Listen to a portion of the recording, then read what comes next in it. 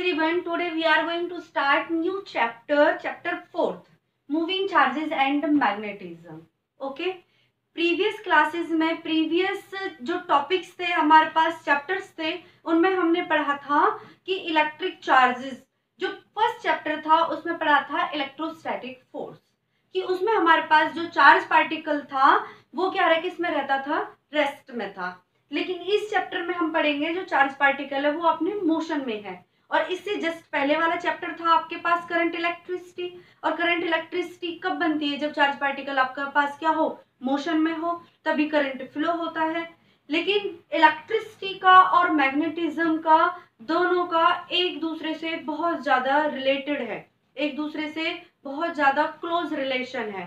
किस तरह से क्लोज रिलेशन है ये आप 10th क्लास में भी पढ़ा था, ओर्स्टेड एक्सपेरिमेंट। ओर्स्टेड एक्सपेरिमेंट में क्या था कि कोई वायर है हमारे पास, क्या है, कोई वायर है, और उस वायर में यदि करंट फ्लो होता है और हम यहाँ पे रखते हैं एक मैग्नेटिक नीडल, तो जब इस वायर के अंदर करंट फ्लो होगा तो इस मैग्नेटिक नीडल में क्या होगा, आपका डिफ्लेक्शन शो होगा।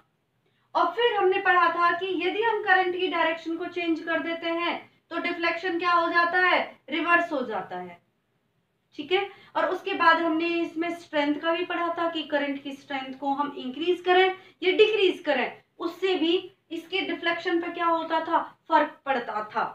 राइट, अब उसके बाद हम इसमें पढ़ रहे हैं ओर्स्टेड एक्सपेरिमेंट, भी यही है आपका कि ओर्स्टेड एक्सपेरिमेंट में क्या है हमारे पास, हमने क्या क्या चीजें कंसीडर की है, एक बैटरी है, की है, रियोस्टेट है, और ए भी हमारे पास कंडक्टर है। इन सबको हमने सीरीज में कनेक्ट किया और करंट पास किया। करंट पास करने पर हम क्या देखते हैं कि जो ये मैग्नेटिक नीडल है इस वायर के नियर प्लेस है, तो नियर है तो ये इसमें क्या होता है, अपोजिट डायरेक्शन में डिफ्लेक्शन शो होता है।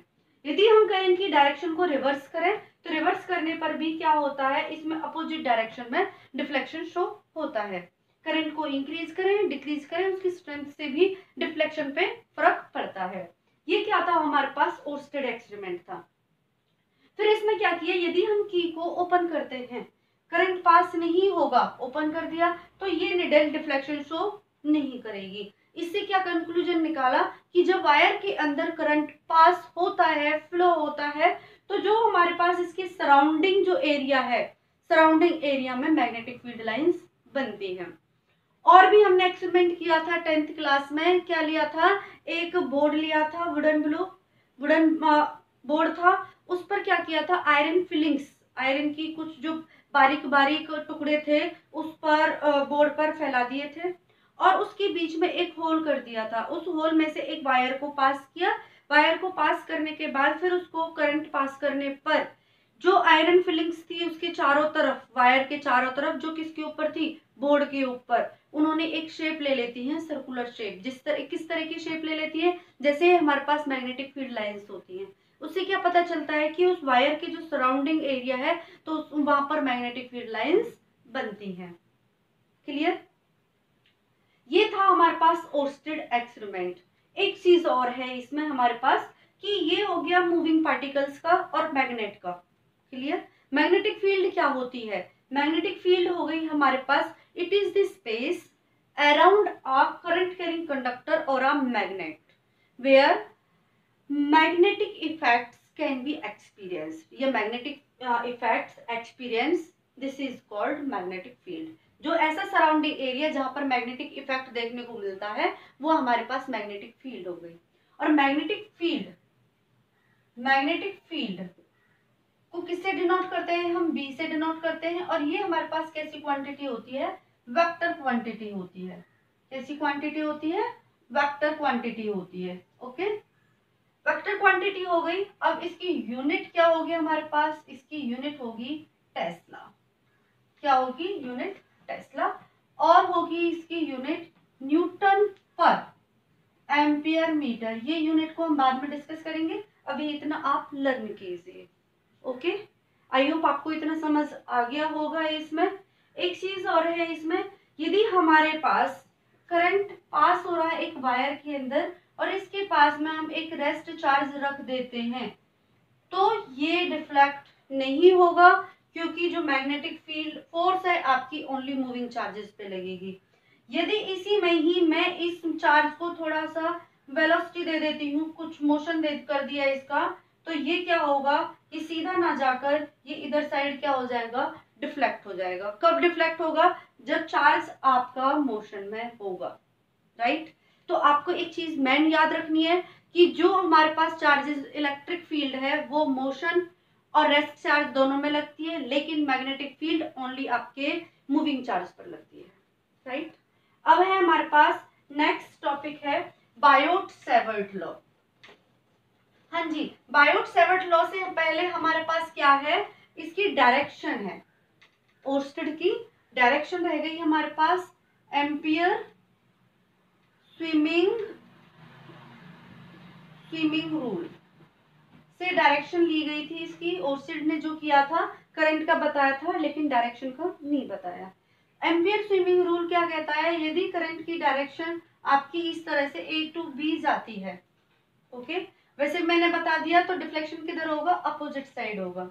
ए टू बी है तो पर्सन भी क्या करेगा, इस तरह से, पर्सन क्या करेगा, इस तरह से स्विमिंग करेगा, पैर उसके पीछे की तरफ रहेंगे, सर उसका आगे की तरफ रहेगा। तो जो करंट होगा उसके यहाँ लेग से, फिट से एंटर करेगा और यहाँ से निकलेगा। तो जो डिफ्लेक्शन होगा उसका फेस का, वो टुवर्ड्स किधर होगा, लेफ्ट हैंड साइड होगा, लेफ्ट हैंड की तरफ होगा, राइट, क्लियर। यही क्या है उसका स्विमिंग रूल। अब है हमारे पास नेक्स्ट इंपॉर्टेंट टॉपिक है, और उसी टॉपिक पे अब आपके बहुत सारे टॉपिक्स चलेंगे, एप्लीकेशंस चलेंगी। टॉपिक है आपका Biot Savart law. Biot Savart's law, Biot Savart's law, Biot Savart's law, ये बायोट और सेवर्ट टू साइंटिस्ट थे जिन्होंने लॉ दिए। तो इन्होंने क्या कहा था, ये जो लॉ है ये ओनली एप्लीकेबल है स्मॉल करंट एलिमेंट के लिए, स्मॉल करंट एलिमेंट के लिए, okay. Small current element, small charge, जो स्मॉल पूरी एक लेंथ होती थी, पूरी लेंथ में हम थोड़ा सा पार्ट लेते थे कि भाई इस थोड़े से पार्ट पे हमारे पास चार्ज है, ऐसे ही हमारे पास पूरी लेंथ होगी, उस लेंथ पर छोटा सा पार्ट कंसीडर करेंगे, उस कंसीडर करने पर तब हम इसको अप्लाई करेंगे। तो इन्होंने क्या कहा था कि इनके पास एक वायर थी, एक्स वाई एक वायर है, इस वायर में करंट फ्लो हो रहा है आई, और इस वायर का छोटा सा पार्ट लिया इन्होंने डीएल, तो डीएल को साथ में लिया आई के साथ, तो ये पूरा आई डी एल आपका करंट एलिमेंट बना, ओके। अब यहाँ पर इस वायर की हमें मैग्नेटिक फील्ड निकालनी है इस पी पॉइंट पर, तो यहाँ से एक पोजीशन वेक्टर ये हो गया हमारे पास आर, और ये एंगल बन गया थीटा, ओके, ये हो गया एंगल थीटा। अब जो बायोट सेवर्ट लॉ है उन्होंने कहा था कि जो डीबी होगा वो इक्वल होगा म्यू नॉट अपॉन में 4 pi I D L cross R upon में आर क्यूब, इसके इक्वल होगा। ये आपके पास क्या है, वेक्टर फॉर्म है। कैसी फॉर्म है, वेक्टर फॉर्म। ये चीजें कुछ बुक्स में इस तरह से लिखी हुई है कि जो हमारे पास डीबी है, मैग्नेटिक फील्ड है डीबी, वो डायरेक्टली प्रोपोर्शनल होती है करंट के, and directly proportional to current element IDL, and directly proportional to sine theta, and inversely proportional to R square. इन टर्म्स को कंबाइन करके फॉर्मूला बनाया dB directly proportional to, sorry ये I लिख लिया है हमने, तो यहाँ पर हम आई नहीं लिखेंगे, लेंथ लिख देंगे, तो याद आएगा आई D L sine theta upon में आर स्क्वायर।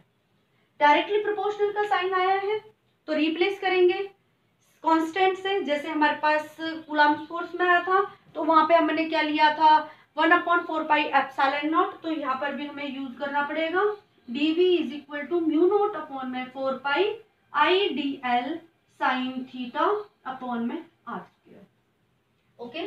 ये हमारे पास क्या है, कांस्टेंट प्रोपोर्शनलिटी। क्या है, कांस्टेंट प्रोपोर्शनलिटी। अब देखो, अब मैं इस फॉर्मूले को स्केलर क्वांटिटी में, स्केलर फॉर्म में लेना चाहती हूँ, तो क्या होगा, dB is equal to mu naught upon में 4 pi I D L dot product है, ओपन होगा, क्या आएगा साथ में, साइन थीटा अपॉन में आर क्यूब, ये कैंसिल हो जाएगा एक से, ये मिलेगा मेरे को mu naught 4 pi I D L sine theta upon में आर स्क्वेयर। देखो ये दोनों फॉर्मूलेज हमारे पास सेम आए हैं, ये वाले, ये आपकी वेक्टर फॉर्म और ये हम बोलेंगे इसको स्केलर फॉर्म। सारे जो एप्लीकेशन है हम स्केलर फॉर्म से ही यूज करते हैं स्केलर फॉर्म को, क्योंकि इससे इजीली निकल जाते हैं। ओके, ये आपकी वेक्टर फॉर्म है। ये आपको पता है जब ये हम वेक्टर में बनाएंगे, लिखेंगे तो यहाँ पे यूनिट वेक्टर लगाना पड़ेगा, और यूनिट वेक्टर हम क्या लेंगे, आर वेक्टर, और आर वेक्टर को ओपन करेंगे तो कैसे लिखेंगे कि आर वेक्टर अपॉन में, यूनिट वेक्टर को फॉर्मूला क्या होता है, आर वेक्टर अपॉन में मॉड ऑफ आर। क्लियर है। अब बात आती है कि मैम ये क्या है, ये तो हमारे पास कांस्टेंट प्रोपोर्शनलिटी है, लेकिन आप समझ रहे होंगे वहां पे हमारे पास 1/4 पाई एप्सिलॉन नॉट की वैल्यू होती है, तो यहाँ पे भी होगी, हाँ सीधी बात है होगी। तो यहाँ पे क्या है हमारे पास, म्यू नॉट अपॉन 4 पाई किसके इक्वल होगा, 10 की पावर -7 के इक्वल होगा। यूनिट होगी इसकी टेस्ला मीटर पर एम्पियर। ओके, अब आपका हो गया कि म्यू नॉट क्या है आपके पास, म्यू नॉट क्या है आपके पास, मैग्नेटिक परमिएबिलिटी, मैग्नेटिक परमिएबिलिटी, ये किसके लिए आएगी हमारे पास, magnetic permeability of free space vacuum और एयर के लिए। जैसे वहां पर इफेक्ट होता था, जैसे वहां पर इफेक्ट होता था हमारे पास कि जो हमारे पास एप्सिलॉन नोट आती थी, उस एप्सिलॉन नोट से क्या होती थी हमारे पास कि जो फील्ड है, फोर्स है, वो इफेक्ट करती थी। ऐसे ही हमारे पास यहाँ पर जो ये परमेबिलिटी है, इस परमेबिलिटी से यहाँ पे भी क्या होगा, मीडियम का इफेक्ट पड़ेगा। ओके, पहले हम ये किसके लिए ले रहे हैं, ये ध्यान रखो, फ्री स्पेस के लिए या फिर वैक्यूम के लिए या फिर एयर के लिए। ओके, क्लियर है यहाँ तक, आई होप आपको यहाँ तक समझ आ गया होगा। एक फॉर्मूला और बता देती हूँ, जो हम वहां पर क्या लेते थे, रिलेटिव लेते थे, फोर्स के साथ लेते थे कि एक बार हमने 2 चार्जेस को मीडियम में रखा, एक बार एयर में रखा, और फिर वहां से हम क्या निकालते थे, डाइलेक्ट्रिक कांस्टेंट निकालते थे के, या फिर हमारे पास क्या आता था, रिलेटिव परमेबिलिटी आती थी एप्सिलॉन आर। तो यहाँ पे भी क्या होगी आपके पास, म्यू आर होगी, और म्यू आर किसके इक्वल होगी, म्यू अपॉन में म्यू नॉट के इक्वल होगा। ओके, ये हो गया आपके पास टॉपिक बायोट शेवर्ट्स लॉ। ओके, ये ध्यान रखना है, स्मॉल करंट एलिमेंट्स के लिए होगा। ये यहाँ तक आपका टॉपिक हो गया फिनिश। ओके, आई होप आपको ये समझ आ गया होगा।